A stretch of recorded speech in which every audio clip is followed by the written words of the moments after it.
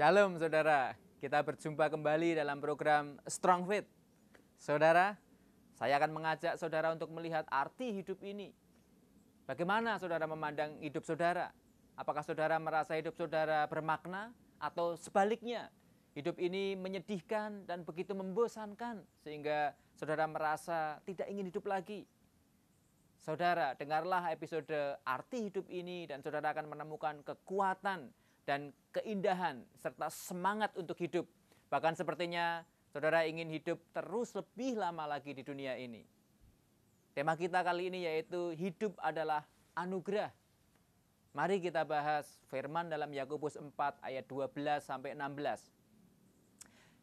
Hanya ada satu pembuat hukum dan hakim, yaitu Dia yang berkuasa menyelamatkan dan membinasakan. Tetapi siapakah engkau sehingga engkau mau menghakimi sesama manusia? Jadi sekarang, hai kamu yang berkata, hari ini atau besok kami berangkat ke kota Anu, dan di sana kami akan tinggal setahun dan berdagang serta mendapat untung. Sedang kamu tidak tahu apa yang akan terjadi besok. Apakah arti hidupmu?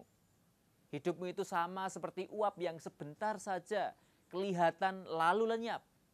Sebenarnya kamu harus berkata, jika Tuhan menghendakinya, kami akan hidup dan berbuat ini dan itu. Maksud dari nats tadi adalah bahwa hidup tidak akan berarti tanpa penyertaan Tuhan. Firman-Nya berkata, apakah arti hidupmu jika tidak mengikut sertakan Tuhan? Hidupmu itu sama seperti uap yang sebentar saja kelihatan lalu lenyap. Tanpa Tuhan, hidupmu seperti uap yang lenyap seketika. Artinya hidup yang sia-sia, hidup tanpa makna, hidup yang tak diperhitungkan dan tak berguna. Demikianlah Tuhan memandang hidup saudara jika saudara hidup tanpa Tuhan. Inilah mengapa banyak di antara kita merasa bosan terhadap hidupnya. Penderitaan, kekecewaan, kesusahan, kegagalan, kecelakaan, nasib buruk terus menyertai mereka. Dan mereka menjalaninya tanpa mengerti kenapa. Mereka ingin menyerah namun tetap ingin hidup walau dalam keputusasaan. Hati yang pedih dan linangan air mata memenuhi kehidupan mereka. Inilah yang sekarang harus dihentikan. Ingatlah bahwa masih ada harapan. Ada harapan di dalam Tuhan. Tahukah bahwa ada satu sosok yang selalu melihat saudara? Dia selalu ingin bersama saudara, mengasihi dan menyayangi saudara apa adanya. Siapapun saudara, tidak pernah memandang hina, memandang rendah saudara. Dialah Yesus. Yesus adalah Tuhan yang pernah menjadi manusia di bumi ini melalui kelahiran secara jasmani. Dialah yang menggantikan posisi kita sebagai manusia berdosa dan menanggung dosa, pelanggaran, kesalahan kita. Bahkan penderitaan dan sakit penyakit kita dipikulnya dengan mati di atas kayu salib. Itulah kasih Yesus yang besar pada saudara dan setiap orang yang mau percaya kepadanya. Itulah kabar baik atau berita Injil yang sesungguhnya Yesus bawa bagi kita. Saudara diciptakan dengan tujuan. Saudara tidak diciptakan untuk menderita. Saudara diciptakan untuk menang dalam kehidupan saudara. Dosa dan kejahatan manusialah yang menyebabkan penderitaan dan kegagalan. Tetapi kasih karunia Tuhan yang besar kepada manusia. Maka Yesus rela mengorbankan dirinya untuk melepaskan belenggu dosa, melepaskan penderitaan dan sakit penyakit kita. Inilah kunci untuk memaknai kehidupan. Inilah anugerah yang besar yang Tuhan berikan kepada kita. Inilah yang dirasakan Daud sebagai pemazmur, sehingga ia bisa berkata, sebab kasih setiamu lebih daripada hidup. Artinya, tanpa kasih setia Tuhan, hidup kita tidak berarti sedikit pun. Kita bisa hidup karena anugerah Tuhan. Tidak mudah untuk mengatakan bahwa hidup adalah anugerah.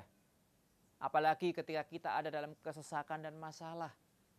Tetapi orang-orang yang mengerti arti hidup akan selalu melihat hidup ini dari kacamata Tuhan. Lihatlah hidup seperti Tuhan melihatnya. Tidaklah mungkin Allah mau menyengsarakan ciptaannya. Bukan kehendak Tuhan saudara mengalami kegagalan atau sakit penyakit. Itu semua pekerjaan setan. Oleh karena ada pintu dosa yang bisa dimasukinya terhadap manusia.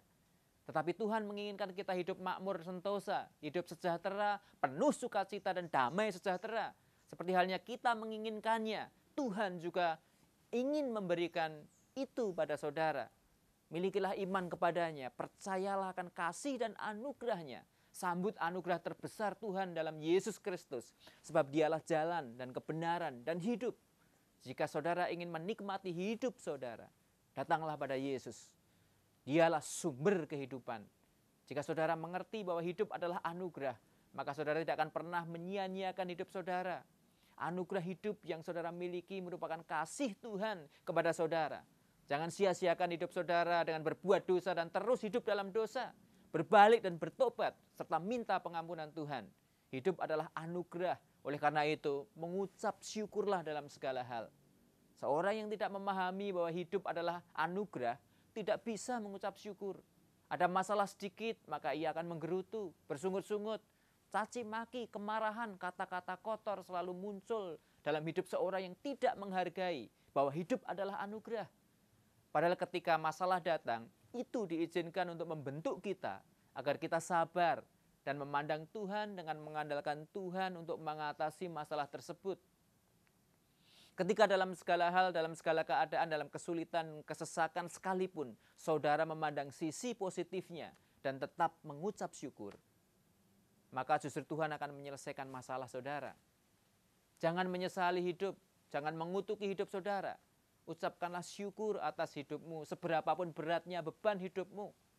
Letakkanlah bebanmu dalam permohonan kepadanya dan Tuhan akan mengambil bebanmu, mengambil masalahmu, mengambil penderitaanmu, mengambil kepedihanmu, penyakitmu, dan membuat hidupmu berarti. Mengucap syukurlah dalam segala hal akan membuat saudara menjadi kuat. Mengucap syukur akan membuat saudara mengalami perjumpaan dengan Tuhan secara pribadi. Dan Tuhan Yesus memulihkan, menguatkan, menyembuhkan, dan memberkati saudara. Akhirnya hendaklah kamu kuat di dalam kekuatan kuasanya. Have a strong faith. God bless you.